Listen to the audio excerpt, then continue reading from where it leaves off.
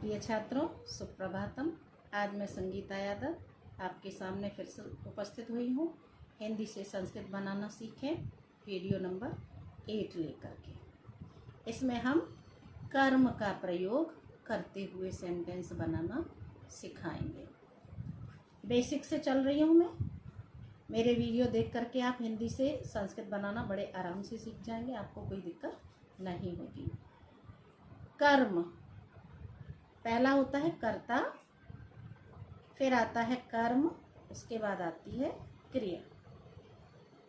तो अभी हम किसका प्रयोग करेंगे? अभी जितने भी सेंटेंस हम लेंगे उसमें कर्म का प्रयोग करेंगे, और जब हम कर्ण का प्रयोग करेंगे इसी वीडियो में तब हम बता देंगे कि कर्ण का प्रयोग हमने अभी शुरू कर दिया है। तो अभी हम शुरू कर रहे हैं कर्म का प्रयोग। वाच्य परिवर्तन के लिए भी आपको कर्म को जानना बहुत जरूरी है, क्योंकि जब हम वाच्य परिवर्तन करते हैं तो कर्ता में तृतीया, जब हम कर्म वाच्य में बदलते हैं सेंटेंस को तो कर्ता में तृतीया, कर्म में प्रथमा और क्रिया कर्म के अनुसार लगाते हैं। तो आपको ये चीज़ें क्लियर होनी चाहिए कि सेंटेंस में कर्ता कौन सा है, कर्म कहाँ है और क्रिया कहाँ है। मैं पुस्तक पढ़ता हूँ। मैं पुस्तक पढ़ता हूँ। एक पेज को 2 भागों में डिवाइड करो, एक तरफ हिंदी और दूसरी तरफ लिखो संस्कृत। मैं पुस्तक पढ़ता हूँ। अहम पुस्तकम पठामि। अहम कर्ता है, पठामि क्रिया है, और कर्म क्या है यहाँ पर? पुस्तकम। को चिन्ह लगा के देखेंगे हम मैं किसको पढ़ता हूँ, मैं किसको खाता हूँ, मैं किसको करता हूँ, मैं कहाँ जाता हूँ। तो ये हमारा जो को चिन्ह लगा करके किसको देखता हूँ वो हमारा कर्म होगा। मैं पुस्तक पढ़ता हूँ। मैं किसको पढ़ता हूँ? पुस्तकम, पुस्तक को, कर्ता ने कर्म को, और कर्मणि द्वितीया। कर्मणि द्वितीया, कर्म में हमेशा द्वितीय विभक्ति का प्रयोग होता है साधारण सेंटेंस में। तुम पत्र लिखते हो। त्वम पत्रम लिखसि। त्वम पत्रम लिखसि। अब त्वम क्या है? कर्ता है, लिखसि क्या है? क्रिया है, और किसको लिखते हो? पत्र को लिखते हो। पत्र क्या है? हमारा कर्म है, और कर्मणि द्वितीया, कर्म में हमेशा द्वितीय विभक्ति का प्रयोग होता है। तो त्वम पत्रम लिखसि। वह घर जाता है। वह कहाँ जाता है? घर जाता है। तो ग्रह, घर क्या है? कर्म है। वह घर जाता है। सा गच्छति, सा करता है, गच्छति क्रिया है, और गृहम क्या है? हमारा कर्म है। सा गृहम गच्छति, वह घर को जाता है। कर्म में को चिन्ह छुपा रहता है। कभी हम ये नहीं बोलते कि वह पुस्तक को पढ़ता है, हम बोलते हैं वह पुस्तक पढ़ता है। वह घर जाता है, हम ये नहीं बोलते वह घर को जाता है, क्योंकि वहाँ पर को चिन्ह छुपा हुआ होता है, और को चिन्ह कर्ता ने कर्म को। तो को चिन्ह कहाँ का है? वैसे भी कारक चिन्ह के हिसाब से को चिन्ह है हमारा द्वितीय विभक्ति का, और कर्म में हमेशा द्वितीय विभक्ति का प्रयोग होता है। वह मकान बेचता है। वह मकान बेचता है। वह सह बेचता है, विक्रीणति। विक्रीणति गणित वाला ना और ता पे छोटी की मात्रा। विक्रीणति का में र और बड़ी ई की मात्रा। स गृहम विक्रीणति। स करता है, गृहम कर्म है, और विक्रीणति क्रिया है। वह कलम पकड़ता है। वह कलम पकड़ता है। वह किसको पकड़ता है? कलम को पकड़ता है। सह कलमम गृह्णाति। सः कलमं गृह्णाति। वह महल खरीदता है। वह महल खरीदता है। सः प्रासादं क्रीणाति। सः प्रासादं क्रीणाति। अब क्रीणाति का मतलब खरीदता है और विक्रीणति का मतलब होता है बेचता है। तो दो शब्द आपको नए यहाँ पे, विक्रीणति मतलब बेचना और क्रीणति मतलब खरीदना। राम रावण को मारता है। राम रावण को मारता है। रामः रावणं हन्ति। राम किसको मारता है? रावण को मारता है। तो कोचिन किस में आया है? रावण में आया है, तो रावण में लगेगी द्वितीया। रामः रावणं हन्ति या मारयति। वह गुरुजी की पूजा करता है। वह गुरुजी की पूजा करता है। सः गुरुं पूजति। सः गुरुं पूजयति।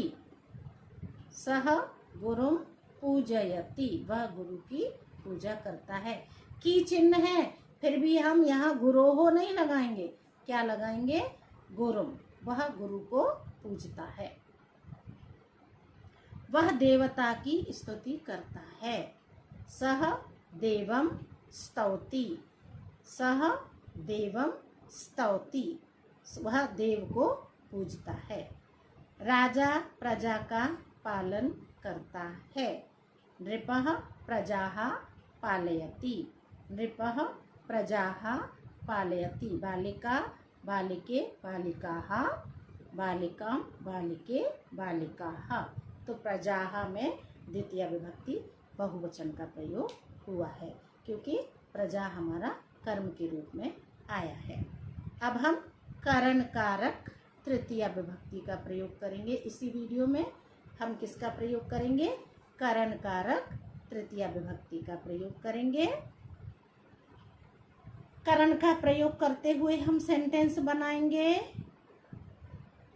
सहयोगे तृतीया। कारक उपपद विभक्तियां यहाँ पे आएंगी। अब मैं कौन सी विभक्ति कहाँ आई है उसका प्रयोग उसी समय बताऊंगी आपको, और जब सेंटेंस में आएगा तभी ध्यान देना। क्रोध मत करो। अलम योगे तृतीया। अलम योगे तृतीया। तो क्रोध मत करो, अलम क्रोधेन। अलम का मतलब होता है मत करो, रुक जाओ, नहीं करो। अलम क्रोधेन, क्रोध मत करो। अलम योगे तृतीया। वह जन्म से अंधा है। वह कब से अंधा है? जन्म से ही अंधा है। सह जन्मना अंधः अस्ति। शरीर के जिस अंग में विकार होता है उस अंगवाची शब्द में तृतीया विभक्ति का प्रयोग होता है। वो आगे वाले सेंटेंस में है, इस सेंटेंस में नहीं है। मैंने आपको मगर बता दिया है अभी। वह जन्म से अंधा है। सह जन्मना अंधा अस्ति। वह जन्म से अंधा है। वह मेरे साथ खाता है। वह मेरे साथ खाता है। सहयोगे तृतीया। वह किसके साथ खाता है? मेरे साथ खाता है। तो मेरे में तृतीया विभक्ति का प्रयोग होगा। अस्मद का तृतीया विभक्ति का रूप लगेगा। वह सह मेरे साथ, मया सह खादति। सह मया सह खादति। वह मेरे साथ खाता है। वह तुम्हारे साथ खेलता है। सह त्वया सह क्रीडति। सह त्वया सह क्रीडति। सहयोगे तृतीया। सह योगे तृतीया होने के कारण तृतीया कहाँ पर आई है? त्वया सह क्रीडति। सहयोगे तृतीया होने के कारण पिछले सेंटेंस में क्रिया कहाँ आई थी? मया में तृतीया आई थी। मया में तृतीया विभक्ति का प्रयोग हुआ था। वह पिता के साथ लौट गया। सह पित्रा सह, सह योगे तृतीया, तो पित्रा बनता है तृतीया विभक्ति एक वचन में। सा पित्रा सह प्रत्यागतः, सा पित्रा सह प्रत्यागतः, लौट गया, लौट आया, आगतः है ना, प्रत्यागतः लौट आया, आगतः मतलब आया और गतः मतलब गया। उसने डंडे से मारा, कर्ता जिसकी सहायता से अपना काम पूरा करता है उसमें तृतीया विभक्ति का प्रयोग होता है। मारने का काम डंडे से पूरा हुआ है तो दंड में तृतीया विभक्ति का प्रयोग होगा। लिखने का काम कलम से पूरा होता है तो कलम में तृतीया विभक्ति का प्रयोग होगा। देखने का काम आँखों से होता है तो आँखों में तृतीया विभक्ति का प्रयोग होगा। बोलने का काम मुंह से होगा तो मुख में तृतीया विभक्ति का प्रयोग होगा। कर्ता जिसकी सहायता से अपना काम पूरा करता है उसमें हम तृतीया विभक्ति का प्रयोग करते हैं। तो वह डंडे से मारा, वह डंडे से मारा गया, तो सह दंडेन अताड़यत, वह डंडे से मारा। किससे मारने का काम किससे हुआ? डंडे से हुआ। दंड में तृतीया विभक्ति का प्रयोग हुआ। उसने हाथों से पिया, पीने का काम किससे किया गया? हाथों से किया गया। तो हाथ हमारे दो होते हैं, तो तेन सह हस्ताभ्याम अपिवत, उसने हाथों से पिया, सह हस्ताभ्याम अपिवत। वह 7 दिनों में निरोग हो गया,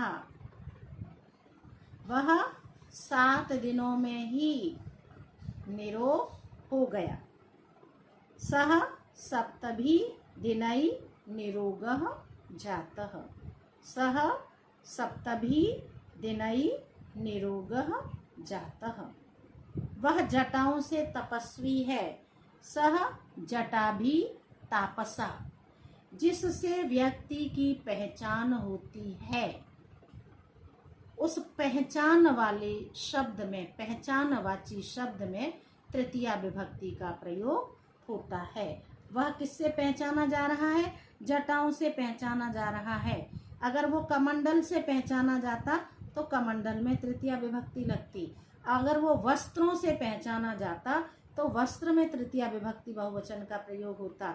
लेकिन यहाँ पर वह जटाओं से पहचाना जा रहा है, इसलिए जटाओं में तृतीया विभक्ति का प्रयोग हुआ है। सह जटाभी तापसः, वह जटाओं से तपस्वी है। धर्म से रहित पशु के समान है, धर्मेण हीनः पशुभिः समानः, धर्म से हीन पशुओं के समान होते हैं। तो ये था आपका कर्म का प्रयोग करके और करण का प्रयोग करके। अगले वीडियो में मैं आपको संप्रदान और अपादान का प्रयोग करके सेंटेंस बनाना सिखाऊंगी। बेटा मेरे चैनल को लाइक, शेयर और सब्सक्राइब जरूर करें। धन्यवाद।